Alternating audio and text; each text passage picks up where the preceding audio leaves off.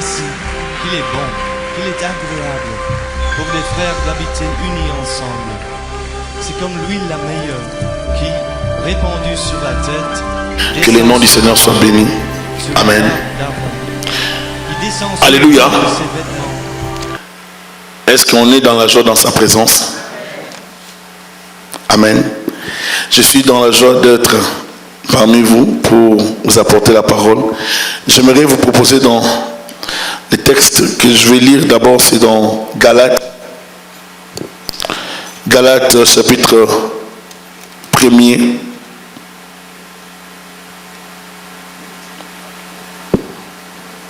À partir du verset 13 à 14, et puis nous prendrons le Galates 4. La Bible dit: vous avez su en effet quelle était autrefois ma conduite dans le judaïsme, comment j'ai persécuté à outrance et ravagé l'église de Dieu, et comment j'étais plus avancé dans le judaïsme que beaucoup de ceux de mon âge et de ma nation, animé d'un zèle excessif pour les traditions de mes pères. Il dit comment j'étais plus avancé dans le judaïsme que beaucoup de ceux de mon âge et de ma nation, étant animé d'un zèle excessif pour les traditions de mes pères. Dans Galates toujours,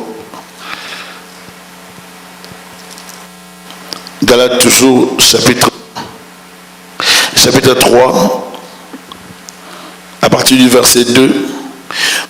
Voici seulement ce que je vais apprendre de vous. Est-ce par les œuvres de la loi que vous avez reçu l'esprit, ou par la prédication de la foi? Êtes-vous tellement dépourvu de sens? Après avoir commencé par l'esprit, voulez-vous maintenant finir par la chair? Avez-vous tant souffert en vain?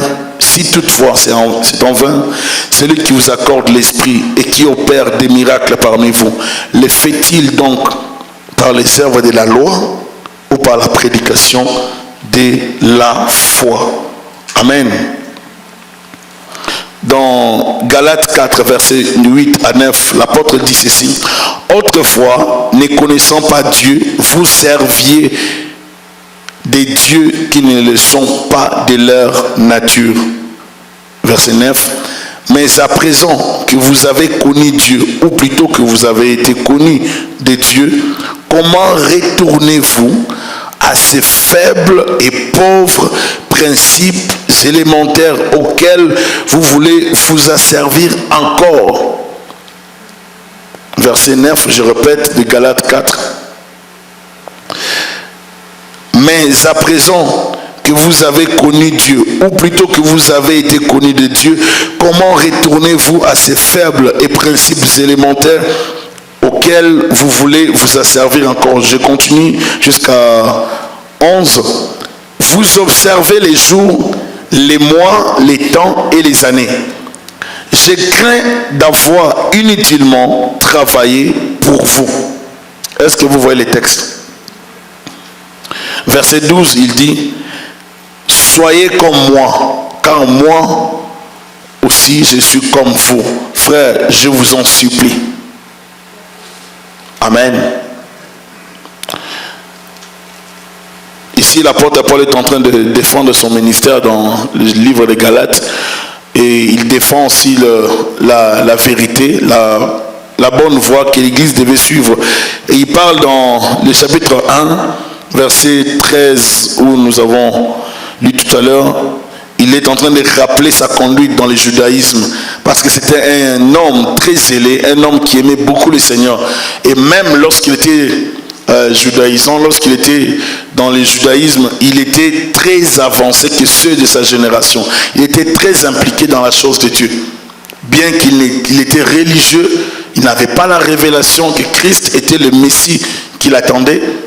Mais il était très avancé et très impliqué. Si vous voyez Paul, si nous devons étudier Paul, je vous assure que ça peut prendre beaucoup de jours, plusieurs jours, parce que Paul, c'est toute une histoire. Paul, c'est pas n'importe qui dans la parole. Amen.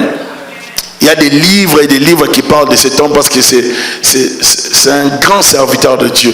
C'est un nom dans la Bible. C'est une personne non négligeable. Et ses écrits ont une grande importance. Lorsqu'on lit les écrits de Paul, il faut vraiment s'y mettre, il faut prêter attention. Il dit, vous avez su en effet quelle était autrefois ma conduite dans le judaïsme. Comment je persécutais à outrance et ravageais l'église de Dieu. Il était très impliqué dans la défense plutôt du judaïsme. Il était très impliqué dans la persécution de l'église. Paul était très impliqué, il était consacré, il pensait servir Dieu, mais il était religieux. Il pensait servir Dieu, mais il n'était pas dans les bons chemins. Mais c'était un instrument de choix de Dieu. C'était un instrument utile pour le Seigneur. Dieu avait mis son choix sur cet homme de Paul. Et comment j'étais plus avancé, lui-même il est dit, ce n'est pas par orgueil, mais c'est par une attestation de la vérité. Comment j'étais plus avancé dans le judaïsme que beaucoup de ceux de mon âge. En d'autres termes, on peut vivre dans une communauté ensemble et ne pas avancer. Ou avancer plus que d'autres. Il y a des gens qui n'avancent pas dans la vie chrétienne. Il y a des gens qui sont dans les églises, dans les communautés chrétiennes, qui n'évoluent pas, mais qui sont toujours dans les églises, qui ne quittent pas les églises, qui sont très impliqués dans les églises, mais qui ne grandissent pas. La vie chrétienne, ce n'est pas la monotonie. La vie chrétienne, ce n'est pas remplir de formalités religieuses. Je suis ici, je reste là. Je suis dans cette église, je reste là, mais je n'évolue pas. La vie chrétienne, ce n'est pas remplir des exigences humaines. Non. La vie chrétienne, c'est une relation avec le Seigneur. Cette relation exige l'entretien, exige une certaine évolution. Il faut que la relation évolue. Vous ne pouvez pas rester au même niveau si vous êtes amoureux de Dieu. C'est impossible. Vous ne pouvez pas rester au même niveau. Il y a une relation qui s'installe. Tu ne peux pas rester au même niveau. Tu es marié, tu es engagé dans une relation. Plus vous êtes avec la personne, plus vous vous apprenez à vous connaître. C'est la même chose avec le Seigneur.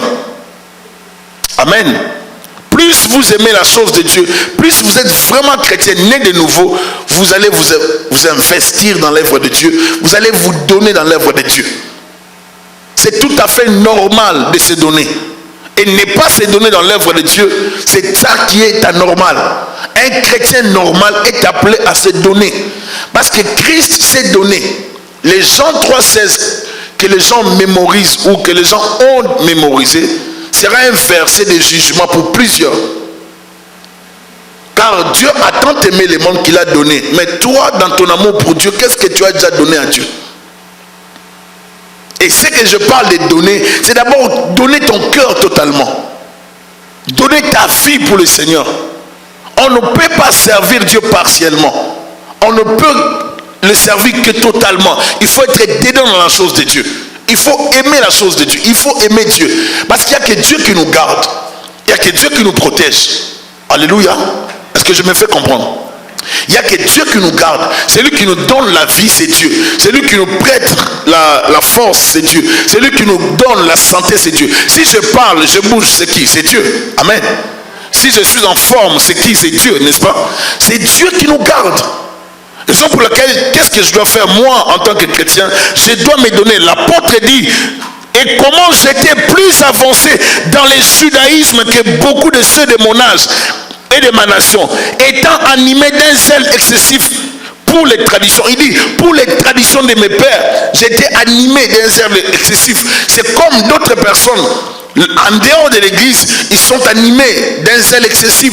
Lorsqu'on parle d'autres choses, vous les voyez très impliqués. Lorsqu'on parle des mouvements à l'extérieur de l'église, ou justement un regroupement des gens de telle région, telle tribu, tel clan, vous les retrouvez là, vous allez vous rendre compte que le frère timide, la sœur timide à l'église est très impliqué dans ces choses-là. Mais lorsqu'on parle des choses de Dieu, on n'a pas la force. Lorsqu'on parle des choses, il y a des gens qui sont impliqués dans des mouvements, les mouvements politiques. Lorsqu'il y a un problème dans le monde politique, vous les voyez, ils sont très impliqués. Sur Facebook, impliqués. Des marches impliquées. des interviews impliquées. On est impliqué dans tout. Mais dans la chose de Dieu, il n'y a pas cette implication. On a honte de Dieu, mais on veut avoir de Dieu la vie. On a honte de dire qu'on est chrétien, mais on veut bénéficier de Dieu quelque chose. On se gêne de brandir sa chrétienté. On a honte de dire qu'on est des chrétiens. On ne veut pas qu'on puisse nous classer parmi les malades. On a honte de dire qu'on est chrétien.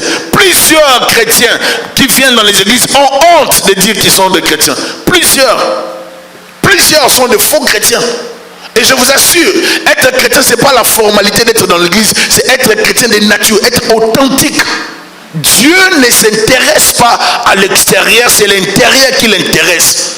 Et dans les jugements de Dieu, ce n'est pas la formalité extérieure ou bien l'aspect extérieur qui l'intéresse. Non, Dieu sonde le cœur et les reins. Dieu sonde toujours le cœur. Même quand je viens, je prêche, bien je sers Dieu. Dieu voit, est-ce que je suis vrai ou je ne suis pas vrai? Ce qui intéresse Dieu, c'est le cœur. Et Paul est en train de dire qu'il était vraiment impliqué, mais dans l'ignorance. Très impliqué, mais dans la religion. Nous ne formons pas des religieux, nous formons des hommes et des femmes spirituels qui ont une relation intime avec un Dieu. Alléluia. Un religieux va remplir des exigences. Vous allez lui demander de faire des choses dans l'église. Il va les faire parce que vous lui demandez. Mais il ne va pas les faire par compréhension de son créateur. Il va les faire parce qu'il pense qu'il obéit à Thierry. Mais il ne va pas les faire par amour de son créateur. Il y a une nuance entre celui qui travaille pour Thierry, et ça c'est un religieux, et celui qui travaille pour le Créateur. Celui qui travaille pour Jésus-Christ ne va pas suivre des banalités ou bien des futilités. Il va se donner, il vient, il fait quelque chose dans l'église. Mais celui qui travaille pour Thierry, il va faire pour que Thierry le voie. Celui qui travaille comme religieux, il va faire pour que les gens le voient. On n'a pas besoin de ce genre de personnes. On a besoin de chrétiens authentiques. L'église a besoin de hommes et de femmes nés de nouveau, pas de convertis seulement. Et dans nos églises, nous avons plus de convertis, des gens qui ont connu la conversion, un changement, mais pas une naissance. On a changé seulement quelques habitudes, mais on n'a pas connu la nouvelle naissance. La nouvelle naissance, Dieu, qu'est-ce que Dieu fait par la nouvelle naissance? Dieu ne remplace pas des pièces dans l'homme. Dieu crée de nouveau. Dieu crée de nouveau. Tu es créé en Jésus-Christ. Et comment tu peux vivre dans le péché? Parce que tu viens d'être créé. C'est ça qui est anormal. Les choses anciennes sont passées. Voici, toutes choses sont devenues nouvelles. Donc ça veut dire que je dois m'efforcer de ne plus vivre comme je vivais hier. Si chaque jour pour dormir je prenais de l'alcool, je dois arrêter. Si chaque jour pour dormir je prenais de la cigarette, je dois arrêter. Je dois changer mes habitudes parce que j'ai accepté un nouveau chef. Ce chef, c'est Jésus. Amen. Si tu es une fille, une jeune fille, tu es fiancée, tu viens d'avoir un homme qui te demande en mariage. Je suis sûr que si tu étais habitué à te promener tout le temps, tu ne vas plus le faire parce que tu vas commencer à gérer ton temps. Parce que tu sais qu'à ces heures-là, le monsieur va appeler. Ou bien il va passer. Ça change tes habitudes. Mais si tu gardes toujours ces habitudes-là, ou bien ton comportement de sortir toujours, d'aller t'amuser, d'aller en boîte, c'est sûr que le monsieur, une fois, deux fois, trois fois, il va se retirer. Amen. C'est la même chose. Il y a une relation. Est-ce que vous tenez compte de votre relation avec Dieu? Est-ce que tu tiens compte de ta relation? Moi, je tiens compte de ma relation. Je suis en relation avec le Seigneur et je ne peux pas faire n'importe quoi. L'apôtre Paul est en train de dire, êtes-vous tellement dépourvu de sens? C'est comme si, avez-vous perdu la tête? Après avoir commencé par l'esprit, voulez-vous maintenant finir par la chair? La consécration. Aujourd'hui, je suis chrétien, parce que demain je serai chrétien. On a bien commencé. Est-ce qu'on va garder les rythmes? On a bien commencé, on a travaillé pour le Seigneur. On s'est donné dans l'œuvre de Dieu. Est-ce qu'on va garder les rythmes? On a bien commencé dans la prière. Est-ce qu'on va finir dans la prière? Le problème, ce n'est pas tous ceux qui disent Seigneur, Seigneur, qui entreront au ciel. C'est seulement ceux-là qui font la volonté de Dieu. Et la volonté de Dieu, c'est appliquer la parole de Dieu. Alléluia. Très important, obéir à Dieu. La Bible dit, êtes-vous tellement dépourvus de sens après avoir commencé par l'esprit, voulez-vous maintenant finir par la chair? Si vous avez commencé par l'esprit et que vous finissez par la chair, ça veut dire que vous ne l'avez jamais connu. Je vais vous donner les versets dans 1 Corinthiens chapitre 2. 1 Corinthiens chapitre 2 verset 14. Mais l'homme naturel n'accepte pas les choses de l'Esprit de Dieu, car elles sont une folie pour lui. Et il ne peut les connaître parce que c'est spirituellement qu'on en juge. Alléluia. On dit qu'est-ce qu'il fait?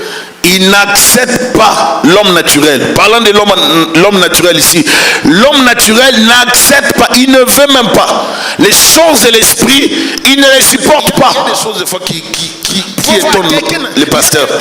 Il y a une personne qui m'appelle souvent lorsque une maladie les dérange. Lorsque la maladie revient, cette personne m'appelle toujours. Lorsqu'il y a une maladie, cette personne-là va m'appeler. Cette personne ne vient pas à l'église. Mais s'il y a cette maladie-là qui revient, parce que c'est une maladie qui revient souvent, périodiquement. Chaque 3 mois ou 6 mois, 4 mois, ça revient. Et quand ça va revenir, la personne va appeler. On n'est pas chrétien comme ça. On ne cherche pas Dieu seulement parce qu'on a peur de quelque chose. On cherche Dieu parce qu'on l'aime. Il ne faut pas exploiter Dieu. Est-ce que je me fais comprendre? Je ne dois pas chercher Dieu parce que j'ai un intérêt. Je dois le chercher parce qu'il y a une relation d'amour. Si tu viens auprès de Dieu par intérêt, Dieu doit tout faire pour que tu changes cet intérêt en amour. Ainsi, il va te bénir dans la relation d'amour. C'est pour que vous allez voir certaines personnes venir à l'église et Dieu prend du temps aussi pour les bénir. Jusqu'à ce que tu vas comprendre qu'il faut te donner naturellement à Dieu avant de recevoir de lui des choses, des bénédictions. Amen. Très important. L'homme naturel n'accepte pas les choses de l'esprit. Lorsqu'il y a tant de jeûnes et prières, vous allez voir, l'homme naturel va toujours critiquer. Il ne supportera pas ça. Parce que c'est dérangeant pour lui. Il va toujours prendre ça un peu comme de l'exagération. L'homme naturel, ça peut être aussi un homme de Dieu. Ça peut être aussi un chrétien. Ça peut être un religieux. On peut avoir un homme de Dieu, mais religieux. Un homme naturel, un homme charnel. Mais homme de Dieu, prédicateur de l'évangile aussi. Tout simplement parce que c'est un homme qui n'a pas la vie de prière. C'est un homme qui lit la Bible comme un livre, comme un roman. C'est un homme qui lit la Bible juste comme un scientifique, et non comme une personne qui a une relation avec Dieu. Et ces genres de personnes, ce sont des hommes naturels qui n'ont rien. Alléluia. La vie chrétienne, il faut grandir. Il faut tout faire pour grandir. Je ne sais pas, je me demande aujourd'hui s'il y a des chrétiens qui ont les soucis de la croissance. De nos jours, il n'y a pas de chrétiens qui ont le... Il y a peu de chrétiens, je dirais même, qui ont les soucis de la croissance. Plusieurs préfèrent rester bébés. Plusieurs chrétiens préfèrent le lait. Depuis qu'il a déjà lu Jean 3,16, il ne reste que dans Jean 3,16. Après 15 ans, 20 ans de vie chrétienne, il n'y a même pas 10 versets dans la tête. On n'a pas honte. Un chrétien normal, à un certain âge spirituel, est censé prêcher les gens, même s'il n'est pas pasteur. Si tu n'arrives pas à parler aux gens, il y a un problème, on va te délivrer.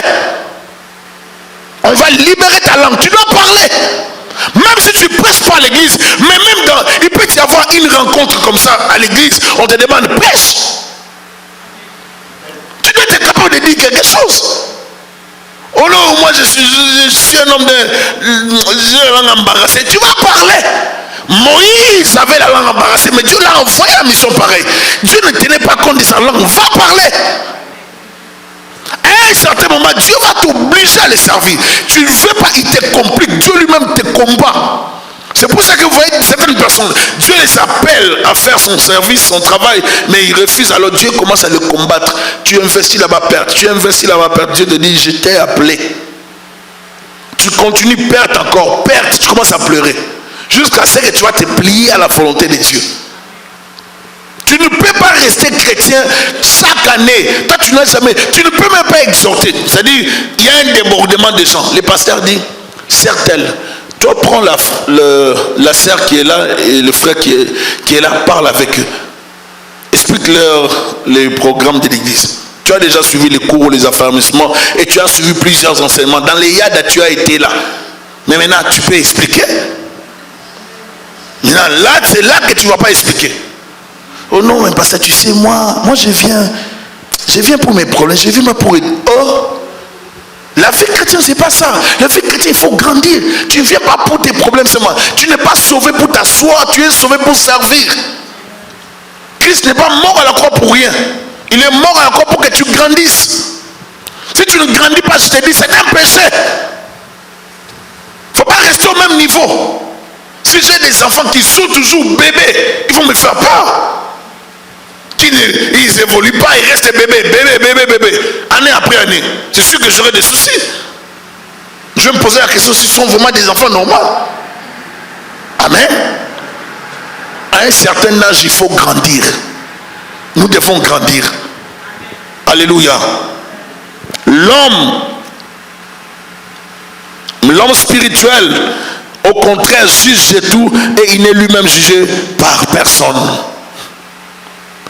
Pour moi, frère, ce n'est pas comme à des hommes spirituels que j'ai pu vous parler, mais comme à des hommes charnels, comme à des enfants en Christ. Ils étaient censés grandir, mais leur conduite a révélé qu'ils n'ont pas grandi. Chapitre 3, verset 1. Je vous ai donné du lait, non de la nourriture solide, car vous ne pouviez pas la supporter. Et vous ne le pouvez pas même à présent, parce que vous êtes encore charnel. Et les choses qui déprécient la consécration, en effet, puisqu'il y a parmi vous de la jalousie, des disputes, n'êtes-vous pas charnel? Ce sont des choses comme ça qui révèlent l'aspect charnel des gens. Et ne marchez-vous pas selon l'homme. Il y a des choses que nous devons abandonner dans la marche chrétienne. Il y a des choses que nous devons arrêter. Nous avons des églises, des fois lorsque l'église atteint un niveau où il y a beaucoup de gens, où il y a l'organisation, des fois l'église, on perd la spiritualité. J'ai prie Dieu pour que l'église ne perde pas la spiritualité. Nous ne devons pas perdre la spiritualité parce qu'on a beaucoup d'argent dans l'église, ou bien vous avez acheté un bâtiment, vous avez l'administration, vous avez des gens qui travaillent dans l'église. Maintenant, il n'y a plus la spiritualité. Et des fois même, les gens qui travaillent dans l'église volent aussi. Ils volent. Des comptables qui volent dans l'église, des pasteurs qui volent dans l'église. Ça arrive. Ça arrive dans l'église. À un moment donné, l'église est bien organisée. Les gens, ils passent des écritures comptables tout en cachant les choses. Ils volent. L'église a un problème. Il y a peu de gens qui sont consacrés. Il y a peu de gens qui se consacrent à l'éternel.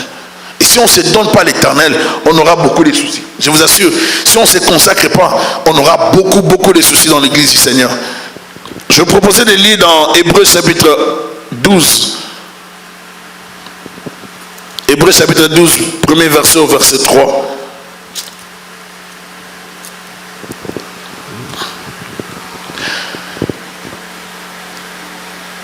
Je parlais de la persévérance.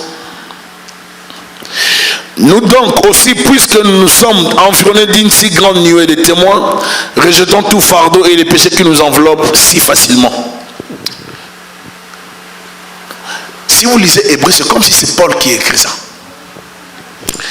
Et si vous voyez Hébreu, vous prenez aussi les textes, je crois je vais vous donner les textes tout à l'heure.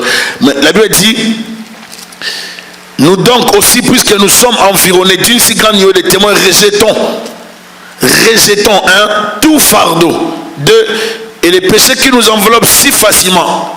Courons avec persévérance dans la carrière qui nous est ouverte, ayant les regards sur Jésus, qui suscite la foi et l'amène à la perfection. En échange de la joie qui lui était réservée, il a souffert à la croix,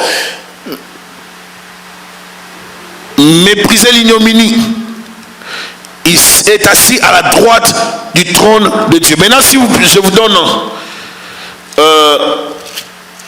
un autre verset. Dans Philippiens chapitre 3.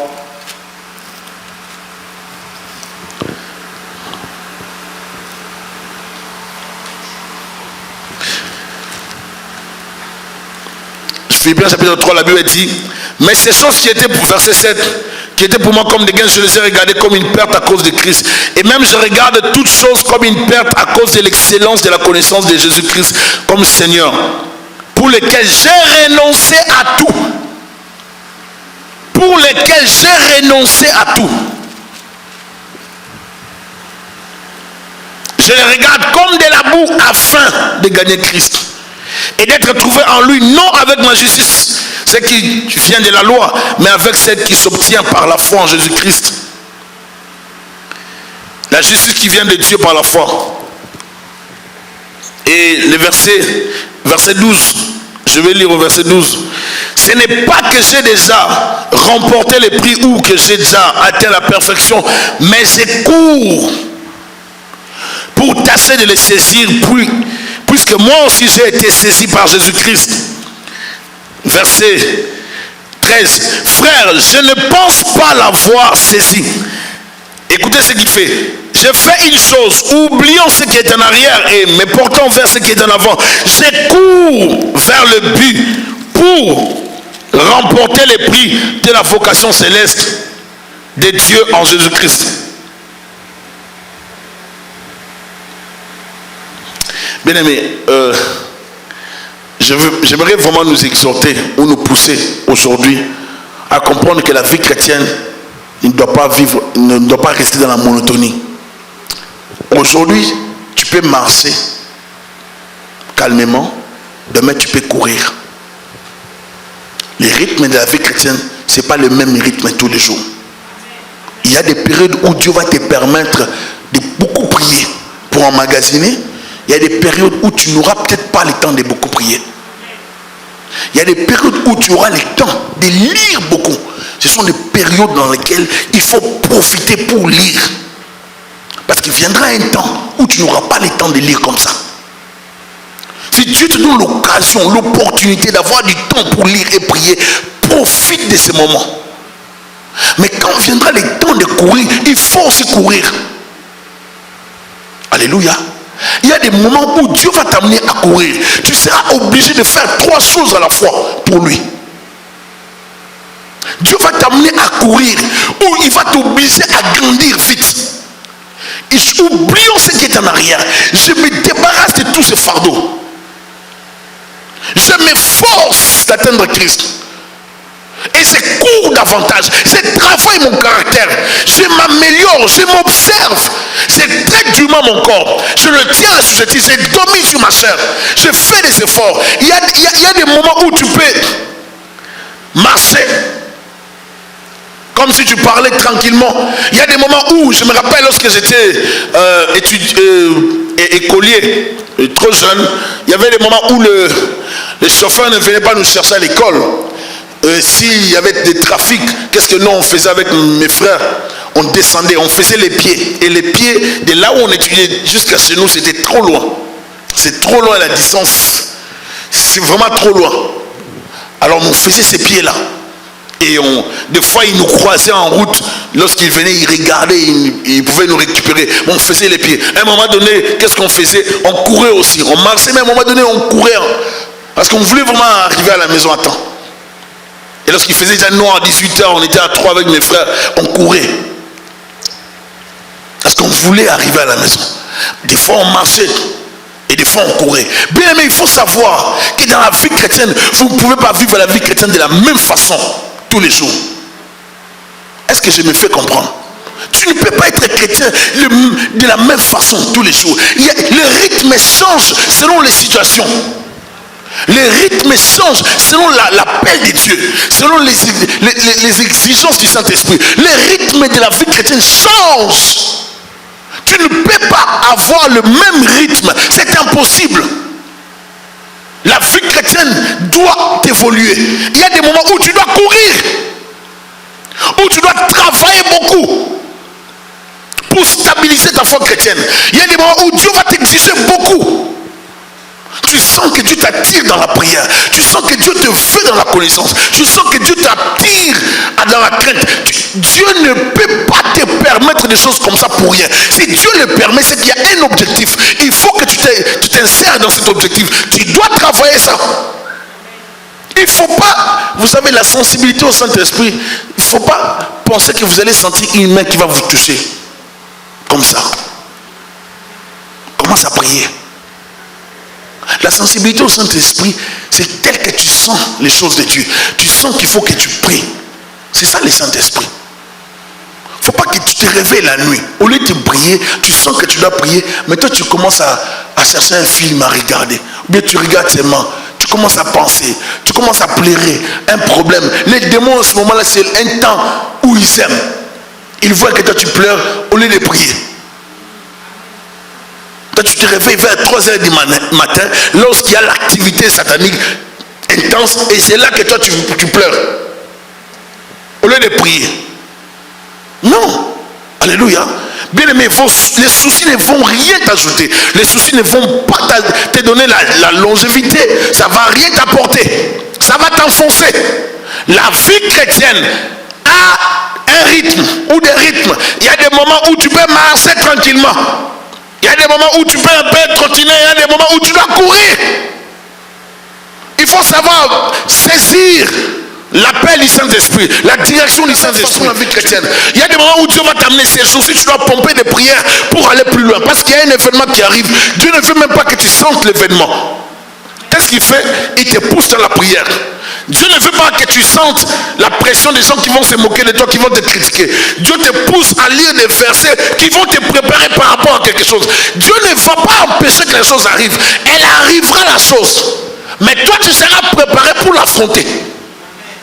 Alléluia. J'ai parlé ici dans la consécration de la séparation. Dieu sépara la lumière d'avec les ténèbres. Est-ce que Dieu avait détruit les ténèbres? Non. Il a séparé la lumière d'avec les ténèbres. Il y a séparation, mais il n'y a pas de destruction. Les ténèbres restent là, la lumière aussi reste là. Les diables restent là, ils travaillent. Et Dieu, lumière, il travaille aussi. C'est à nous de faire les choix. Si tu reconnais ta consécration, même dans la maison de Potiphar, tu ne céderas pas à la femme de Potiphar.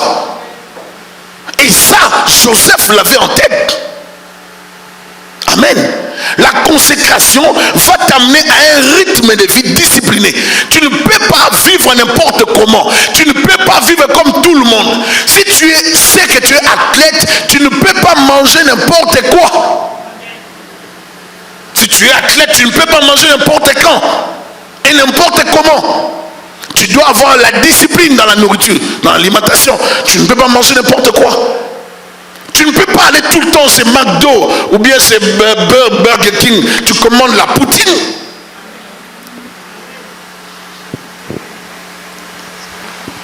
La poutine. Tu ne peux pas tous les jours manger de la crème glacée. Où tu veux aller? Alléluia. Il y a des étés qui arrivent ici. Moi, je ne prends pas la crème glacée. Je suis désolé. Il faut demander à ma femme. C'est pas qu'il doit. Je me discipline beaucoup. La vie, elle est précieuse. Il faut la garder. Quelqu'un dit amen. Hein? C'est ta vie. Il faut la protéger. Bien, mais j'aime Jésus, mais je vais pas aller le voir maintenant. Alléluia. J'aime Dieu. Je serai dans la joie de le voir. Mais je ne veux pas mourir. J'ai encore des petits enfants. Vous êtes d'accord avec moi? Je suis ma femme. Amen. Donc tu peux pas, il ne faut pas traiter ton corps n'importe comment. Le corps que tu as, c'est le temple du Saint-Esprit. Tu as besoin de les garder. Et c'est ça l'instrument de Dieu pour la gloire du royaume. Dieu veut se servir de ses corps. Dieu veut utiliser ton corps pour communiquer aux autres. Dieu a besoin de ton corps. Tu dois être en forme. Tu ne dois pas vivre avec des soucis. Tu ne peux pas vivre comme si Christ était encore sur la croix, tu pleures, tu es marié. Non. Christ n'est plus sur la croix. Il y a des problèmes, la foi exige que nous puissions persévérer. Je persévère encore. La consécration va t'amener à combattre encore. Ce n'est pas que j'ai remporté, que j'ai le prix, mais c'est court encore. J'ai fait des efforts, je travaille sur ça. Comme nous sommes environnés par une si grande nuée de témoins, débarrassons-nous de tout péché qui nous enveloppe si facilement, tous ces péchés qui t'attirent facilement. Il y a des péchés séries, tu fais des efforts, ça arrive toujours. Débarrasse-toi de ça. Il faut travailler sur les péchés séries. Tout chrétien peut se retrouver dans un péché facile, série. Il faut travailler cet aspect. Tu ne passeras dans l'autre étape que lorsque tu auras la victoire sur ces péchés. Il y a d'autres responsabilités dans les milieux chrétiens que vous ne pouvez jamais avoir si vous êtes toujours dans une situation de péché. Et si vous tombez toujours dans un péché quelconque, il y a d'autres responsabilités qu'on ne peut pas vous confier dans l'église. On ne peut pas faire de toi homme de Dieu si toi tu n'aimes pas te contenir. On ne peut pas faire de toi femme de Dieu si tu te disputes avec toutes les femmes de l'église. Ou si tu es Jézabel, séductrice, et tu tombes. Non. Il y a des responsabilités qui exigent aussi un niveau de consécration. Plus votre niveau de consécration sera élevé, plus vous aurez des responsabilités. Plus Dieu t'appellera à des responsabilités élevées, plus Dieu va t'exiger plus. Il va t'exiger la consécration. Tu veux avoir la responsabilité dans une communauté, consacre-toi. C'est pas où nous je prie beaucoup la prière, rien. Ce qui garantit les hommes de Dieu, ce qui garantit dans l'église, c'est la consécration, c'est pas la prière. Tu peux beaucoup prier, être aussi fragile.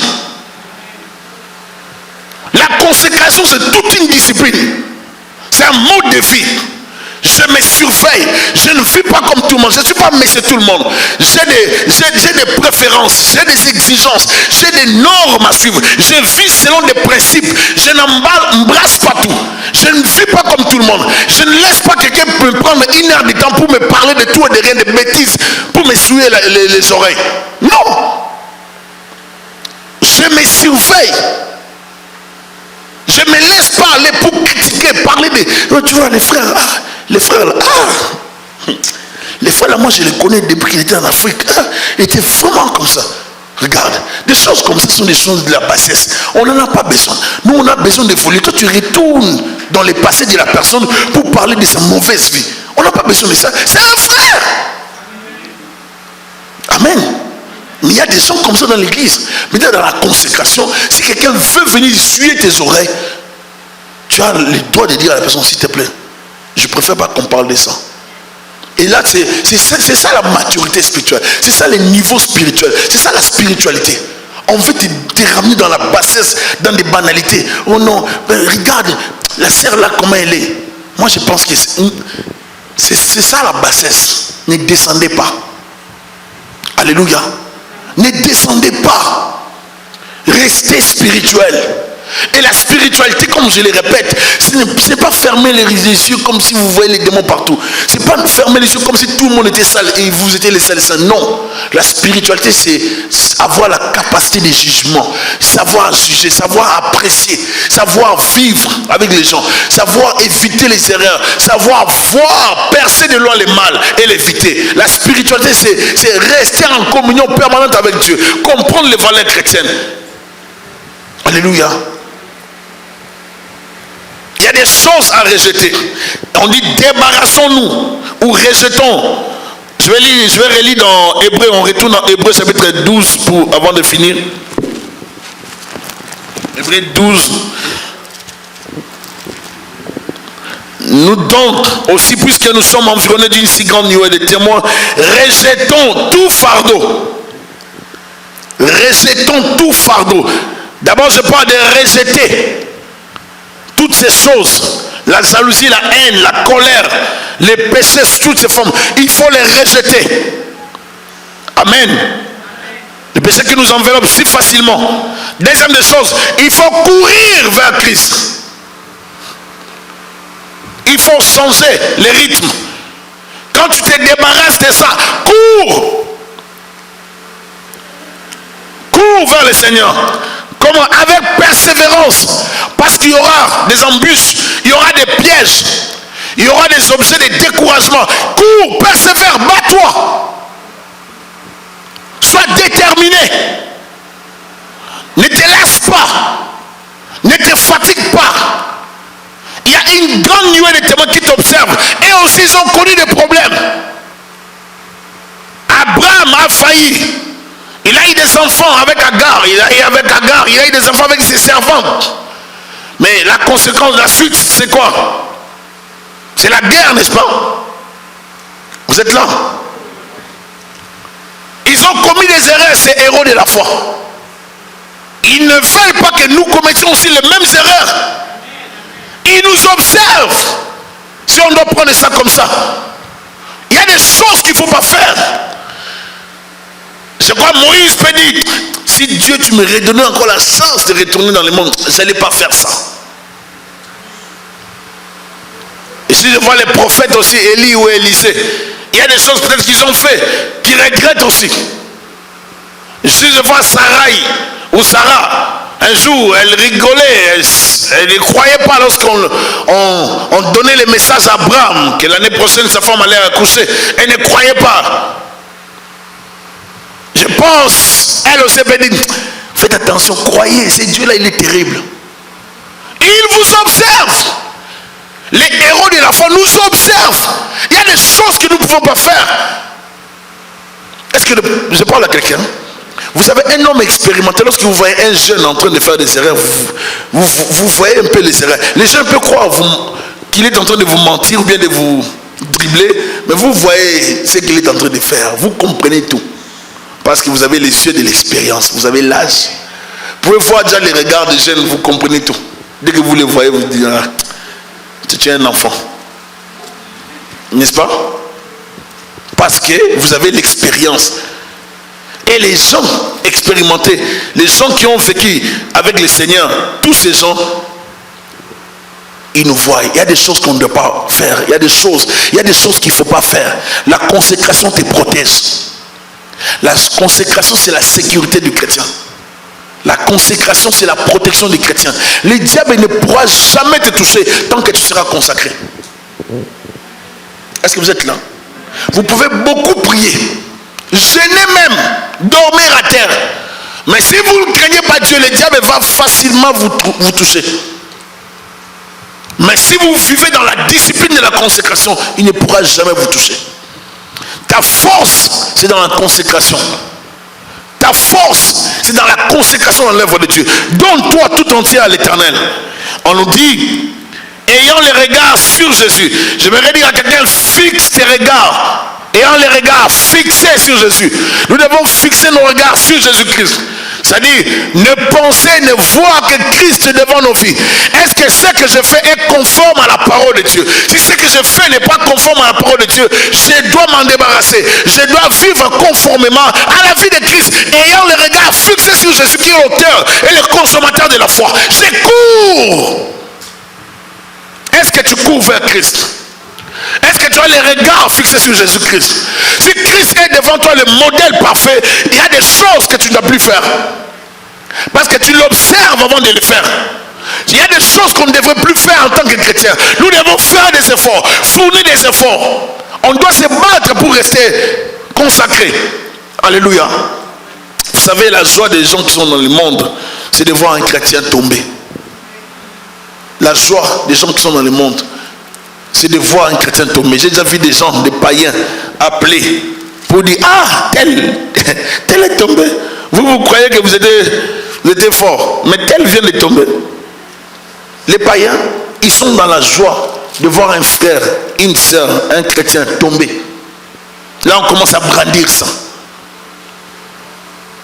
Il ne faut pas salir le nom de Jésus-Christ. Amen. Que les scandales n'arrivent pas par toi ni par moi. On doit tous travailler. Sinon, nos habitudes, notre façon de vivre la vie chrétienne. Je dois faire des efforts pour ne pas scandaliser la foi de plusieurs. Tu dois faire des efforts. Les chrétiens pensent que ce sont seulement des pasteurs qui blessent. Vous aussi vous blessez. Quand toi tu fais le mal, toi si tu blesses les pasteurs, tu blesses aussi la communauté. Nous vivons ensemble. On est liés les uns les autres. Il y a des choses que tu ne dois pas faire. Il y a des choses que je ne devrais pas faire. Amen. Je peux être choqué de savoir que telle sœur, tel frère a fait ça. Il a pris des gens qui sont allés voler dans tel magasin. On a tel frère de l'église. Entre nous. Ce sera choquant. Amen. Ils sont allés voler des voitures. Un frère de l'église. Il y a des choses qu'il ne faut pas faire. Il ne faut pas scandaliser. Il ne faut pas donner à Satan les droits d'agir dans ta vie. Il ne faut pas pousser les chrétiens, les païens de se moquer des chrétiens. Il y a des choses qu'il ne faut pas faire. Même quand tu n'as pas l'argent, reste sans argent, mais ne vole pas. Alléluia. Il y a des choses qu'il ne faut pas faire. Protège la consécration. Ta force est dans la consécration. Même si la tentation t'a amené très loin, ne tombe pas. Si Jésus était tenté par le diable, c'est parce que le diable savait qu'il pouvait tomber en tant qu'humain. Parce qu'il était 100% homme et 100% Dieu. Il ne faut pas oublier. On ne l'a pas tenté pour rien. On l'a tenté parce qu'il était exposé dans la nature charnelle. Mais il a résisté. Le diable va lui dire de changer les pierres en pain. Il pouvait les faire. Il avait faim. S'il n'avait pas faim, c'est qu'il nous a menti. Vous êtes d'accord avec moi? Donc on est perdu encore. C'est grave. Il avait faim. Il avait le pouvoir d'utiliser, la possibilité d'utiliser son pouvoir divin. Il n'a pas fait. Pour plusieurs situations. Il a accepté de vivre la tentation. De remporter la victoire dans la tentation. Pourquoi? Pourquoi? Ou pour qui? Pour nous donner la force de ne plus tomber dans la tentation. La Bible dit tenter en toutes choses, mais il ne pécha point. Tu n'as pas de raison. Je n'ai pas de raison. Nous devons nous fortifier dans le Seigneur. Nous devons nous encourager dans le Seigneur. Reste debout. C'est possible de rester chrétien jusqu'à la mort. Si le Fils de l'homme revenait, trouverait-il la foi sur la terre? À quoi servirait un homme de gagner, d'avoir des biens de ce monde et d'aller en enfer, pourrir? Reste chrétien jusqu'à la mort. Sois fidèle à Dieu, intègre. C'est ça la vie chrétienne. La vie chrétienne, ce n'est pas les mélanges. Même si les hommes changent, Jésus n'a pas changé. Même si les pasteurs, nous changeons. L'évangile n'est pas négociable. Ça n'a pas changé. Les péchés restent un péché. Un jour, il ne reviendra pas prendre une église malade, une église sale. Il viendra prendre une église irréprochable, sans rides, pas de tâches. Et cette église, c'est moi et toi. Il faut se préparer à la rencontre de l'époux. Un jour, il reviendra. Est-ce que je parle à quelqu'un? De nos jours, les églises sont devenues comme des clubs, des gens de tel coin, et on se retrouve là, on évolue ou on n'évolue pas. On fait seulement rester là parce qu'il faut sauver les apparences, il faut sauver l'image. Non, l'église n'est pas sauver les apparences. L'église est appelée à amener les chrétiens dans la maturité, dans la croissance. Il faut qu'il y ait une évolution. L'église n'est pas un club. L'église, n'est pas la rencontre des gens de tel clan, de tel côté. Comme on a grandi ensemble, comme on était ensemble, comme on vivait ensemble, comme on a toujours été ensemble. Je ne peux pas. Comme ça a toujours été comme ça. L'église, c'est pas ça. L'église va nous amener à grandir dans la foi chrétienne. Je dois grandir, moi Thierry. Tu dois grandir. Nous devons tous grandir. L'église doit te pousser à lire la Bible. Il y a des petites brochures, il y a plusieurs sortes d'encouragement. Tout ce qu'on a fait sur internet, des petits manuels pour pousser les gens à lire la Bible. Est-ce que vous lisez la Bible? On fait tout pour que les chrétiens lisent, mais les chrétiens ne lisent pas. Avant c'était les lectures de la Bible sur CD, n'est-ce pas? Maintenant on a mis ça sur internet, tout le monde peut avoir ça. Lecture de la Bible, c'est MP3. Maintenant, on a mis ça sur internet. Mais les gens ne lisent toujours pas. Les gens ne veulent toujours pas lire. C'est ça les problèmes. Le diable est en train d'alourdir les gens. Il empêche aux gens de connaître. La connaissance va t'aider. C'est la connaissance qui fera de toi un chrétien véritable, solide. Ce qui a fait que Daniel et ses amis restent solides à Babylone, c'était la connaissance du Dieu d'Israël. S'ils ne connaissaient pas leur Dieu, ils n'allaient pas rester fidèles. Parce qu'il y avait la séduction. Mais comme ils connaissaient les principes de leur Dieu, si on touche au mets du roi, on risque de s'essuyer. On ne va pas manger les mets du roi. Ils connaissaient les principes. On leur demande avant d'adorer d'autres divinités, de ne pas adresser la prière à leur Dieu. Ils ont refusé. C'est la connaissance. Est-ce que nous avons la connaissance aujourd'hui? Est-ce que nous lisons la parole? Avons-nous des gens qui aiment Dieu? Avons-nous des gens qui ont l'amour de Dieu? Est-ce que ça brûle dans ton cœur l'amour de Dieu? Est-ce que ça brûle pour plaire à Dieu? Est-ce que tu as les soucis de plaire à Dieu? Nous nous justifions tous les jours. Lorsqu'on fait des temps de retraite de prière, ou bien une veillée, les dimanches les gens ne viennent pas à l'église parce qu'ils ont veillé. Lorsqu'il y a un enseignement de long, plusieurs jours, 4 jours, 5 jours, les jours suivant les cultes, les gens ne viennent pas parce qu'ils sont fatigués, ils veulent se reposer. L'enseignement qu'on a donné, c'est pour qui?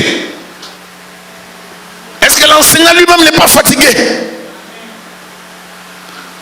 Nous justifions beaucoup, pourtant nous avons besoin de grandir. Mais lorsqu'on va dire c'est une journée de délivrance, là vous allez voir, même les gens qui ne viennent pas à l'église seront là ces jours-là. Si vous ne connaissez pas Dieu, vous allez balloter, on va vous balloter comme ça. Les chrétiens, c'est pas ça. Une journée de délivrance, là tout le monde sera là. Parce que c'est la délivrance. Donc vous pensez que la délivrance, c'est ça le message vraiment biblique. Mais c'est un message dans la délivrance. Je déplore l'attitude des chrétiens d'aujourd'hui. Lorsqu'on parle de la délivrance, ils pensent que c'est le seul message que Dieu a dans la Bible. Mais non, je crois à la délivrance, je crois à la guérison divine. Mais nous devons prêcher l'évangile dans sa totalité. Alléluia. Nous prêchons la sorcellerie, nous connaissons ses œuvres, mais nous devons parler de la totalité de la parole. Il ne faut pas aimer seulement. Oh, moi j'aime parler seulement les jours, aller à l'église, seulement les jours de la délivrance. Et les autres jours, il faut grandir. Pour bien même maîtriser cette délivrance, il faut connaître la parole. Tu peux commencer à faire cette délivrance quand tu n'as pas de versets. Ils vont te tuer. Tu ne peux pas faire la délivrance sans les versets bibliques. Tu as besoin de la connaissance.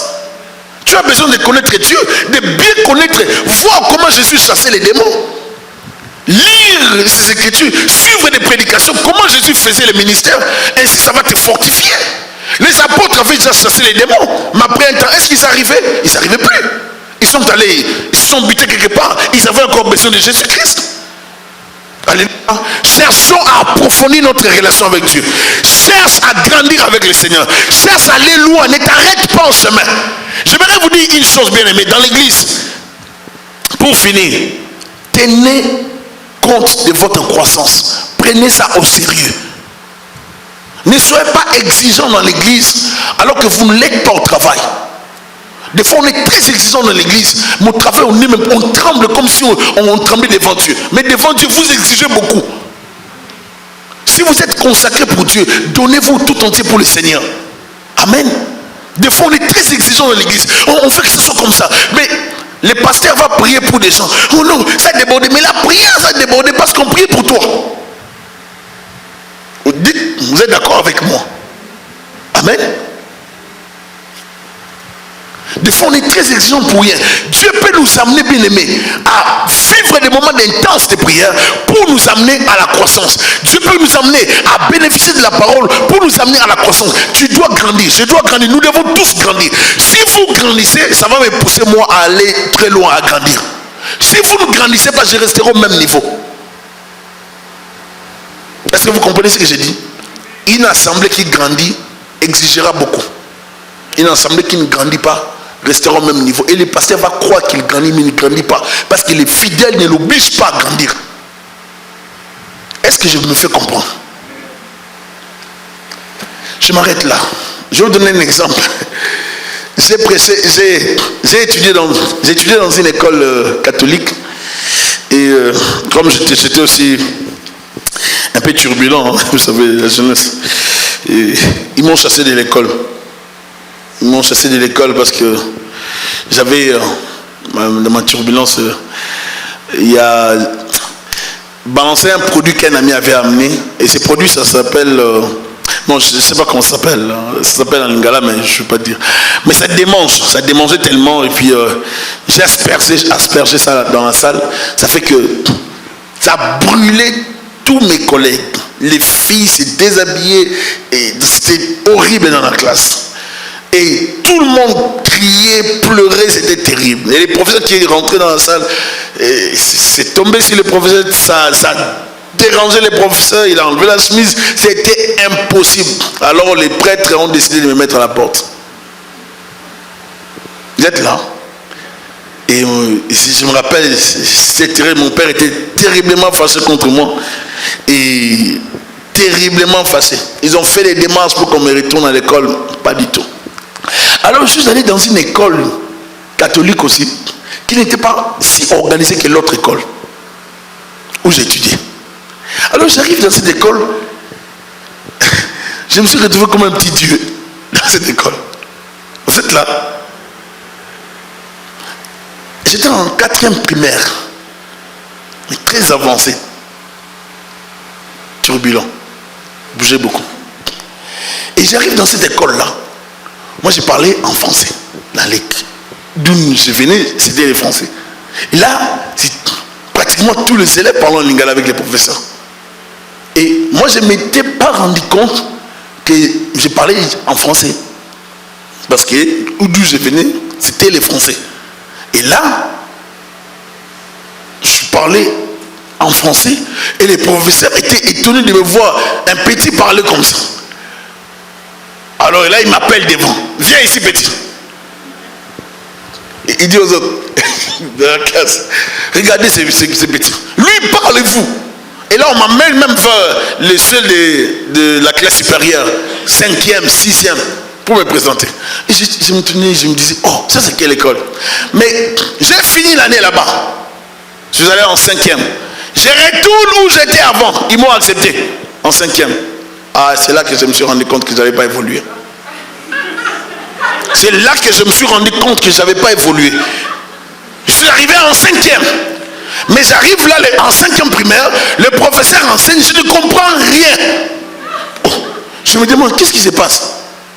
Dans les programmes que moi j'avais eu de l'autre côté, c'était un programme, je ne sais pas de quelle année. Mais où je suis retourné dans mon école habituelle, je ne me retrouvais pas. Il me paraît obligé de me prendre un répétiteur, un professeur à la maison, pour m'enseigner à la maison. Parce que j'étais tellement retardé. Les milieux peuvent vous retarder. Mais si vous comprenez les choses, vous vous donnez, vous allez grandir. Que Dieu vous bénisse abondamment. Seigneur, je bénis ton peuple, je bénis ce qu'a été ces temps dans ta présence. Laisse que ta gloire, ta grâce soit dans nos vies au nom de Jésus-Christ. Garde-nous, bénis les retours de tout le monde, bénis tous ceux qui contribueront par leur offrande, leur dîme pour l'avancement de ton œuvre. Étends ta main dans nos vies, au nom puissant de Jésus-Christ. Je les recommande tous entre tes mains, au nom de Jésus-Christ. Amen. Que Dieu vous bénisse abondamment. Donc, si vous avez votre offrande, faites signe à la sœur Bijou. Elle vous donnera l'enveloppe pour les offrandes.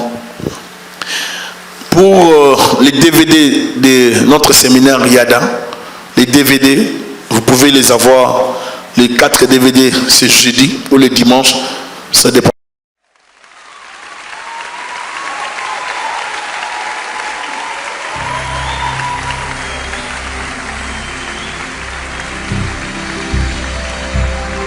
Voici qu'il est bon, qu'il est agréable pour les frères d'habiter unis ensemble.